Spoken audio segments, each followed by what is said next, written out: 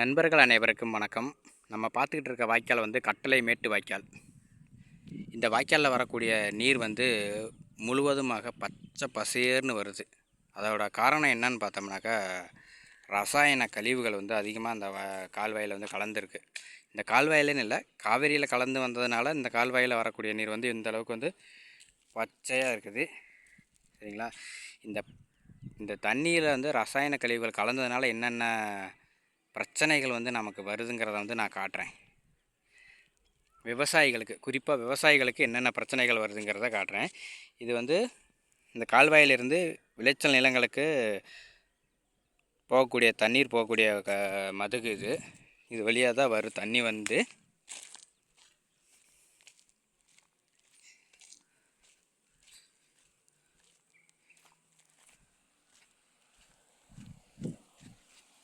இந்த பக்கமாக வந்துடும். இதுக்கப்புறம் நம்ம வந்து அங்கங்கே சிறு சிறு வாய்க்கால்களாக வெட்டி விளைச்சல் நிலங்களுக்கு வந்து நம்ம பாய்ச்சுவோம், தண்ணிகளை கொண்டு போய் பாய்ச்சுவோம். இப்போ பார்த்தீங்கன்னா தெரியும், இந்த தண்ணியை பாய்ச்சி இந்த இடத்துல வந்து விவசாயம் பண்ணால் விவசாயம் பண்ண முடியாது. சரிங்களா? ஏன்னா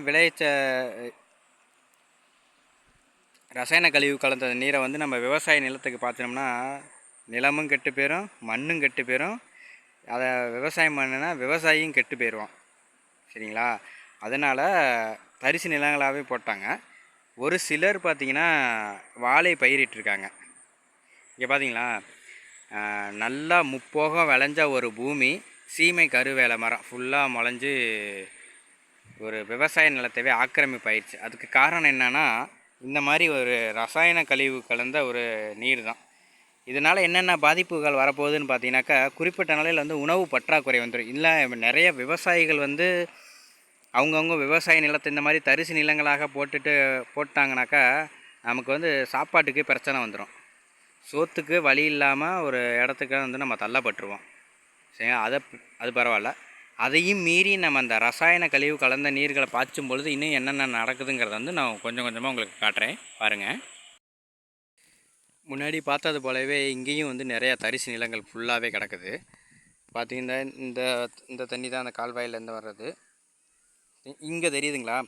இப்போ வந்து அந்த பெரிய கால்வாயில் வந்த தண்ணிக்கும் இப்போ இந்த சின்ன கால்வாயில், அதாவது வந்து நல்ல நிலத்து மேலே பட்டு வந்த தண்ணியோட நிலைமையை பாருங்கள், எந்த அளவுக்கு நல்லா தெளிவாகிருச்சுன்ட்டு. எதே தெரியுதுங்களா?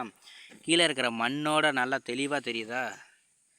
ஒரு மரத்தோட நிழல் தெரியுது கீழே இருக்க. இப்போ இது வந்து நல்ல மண் மேலே பட்டு வந்ததுனால அந்த ரசாயன கழிவுகள் எல்லாம் அப்படியே வடிகட்டி வந்துருச்சு. இப்போ அந்த இடத்துல இருக்கக்கூடிய மண் வந்து முழுவதும் கெட்டு போயிருக்கும். இந்த இடத்துல பார்த்த தண்ணிக்கும் நான் அடுத்து ஒரு வீடியோ காட்டுறேன், அதுலேயும் பாருங்கள். இப்போ வந்து இந்த மாதிரி சிலர் வந்து வாழை பயிரிட்டிருக்காங்க. இந்த ரசாயன கழிவு கலந்த நீர் வந்து நம்ம பாய்ச்சும்பொழுது என்ன ஆகும்னா வாழையோட மகசூல் முழுவதும் பாதிக்கப்பட்டுரும். இதுக்காக செலவழித்த விவசாயி வந்து ரொம்ப துயரத்துலேயும் துன்பத்துலேயும் இருக்கிறாப்புல இருக்கும். இது போக வந்து தார் போடும் தருணத்தில் பார்த்திங்கனாக்கா, தார் நல்லா சூம்பி போய் ரொம்ப சின்ன தாராகவும், மரங்களை வந்து நல்லா வளர்த்தியாக வளர்ந்துடும், ஆனால் தார் போடாது, அந்த மாதிரியுமா இருந்துடும். ஒரு சில வாழைகளெல்லாம் நான் உங்களுக்கு காட்டுறேன். இப்போ இந்த இதெல்லாம் பார்த்தீங்கன்னாக்கா இப்போதைக்கு பார்க்குறப்ப ரொம்பவே அருமையாக இருக்குது. ஆனால் இது வந்து இப்போ தான் இன்னும் தண்ணி பாய்ச்சலை. இந்த ரசாயன கழிவு கலந்த நீர் வந்து இப்போ தான் பாய்ஞ்சிக்கிட்டு இருக்குது.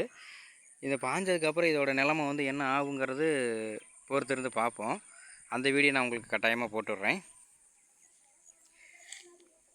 இப்போ வந்து நம்ம இந்த இதுக்கு இங்கே வரக்கூடிய தண்ணியை பார்த்துக்குங்க. இந்த தண்ணி இது வந்து சின்ன வாய்க்காலேருந்து வருது.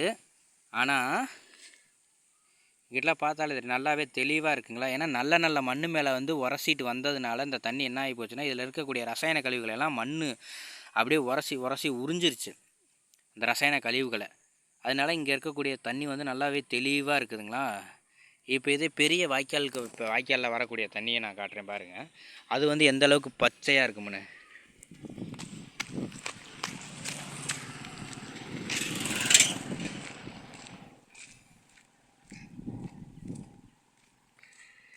இப்போ இங்கே பார்த்தீங்கனாலே இப்போ தெரியும் உங்களுக்கு.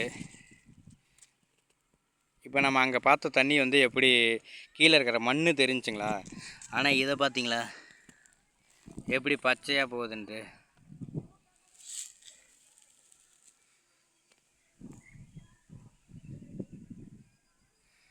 பார்த்தீங்களா, இது மாதிரி வந்து நிறைய ரசாயன கழிவுகள் வந்து கலந்து வர்றதுனால நிலத்தோட மண் வளமும் போயிடும். இன்னும் கொஞ்ச நாள் போனால் இங்கே இருக்கக்கூடிய விவசாயிகளுமே விவசாயம் முழுமையாக விட்டு வெளியேறிடுவோம் மாட்டுக்குது. ஏன்னா அந்தளவுக்கு ஒரு சுத்தமான தண்ணி வரமாட்டேங்குது நமக்கு. இப்போ பார்த்தீங்கன்னாக்க இந்த காங்கிரீட் கட்டுறதுக்காக இந்த ஓரமாக இருந்த மரங்களை எல்லாமே பிடுங்கி எரிஞ்சிட்டாங்க, பிடுங்கி வெட்டி எடுத்துகிட்டு போயிட்டாங்க. அதுக்கு மாற்று நம்ம என்னடா பண்ணுறதுன்னு யோசித்தோம். இது மாதிரி பனை விதைகளை நட்டு உருவாக்கி வச்சுருக்கோம். நிறையா பனை விதைகளை வந்து நட்டு உருவாக்கி வச்சுருக்கேன். நிறையாவே முளைஞ்சிருக்குது.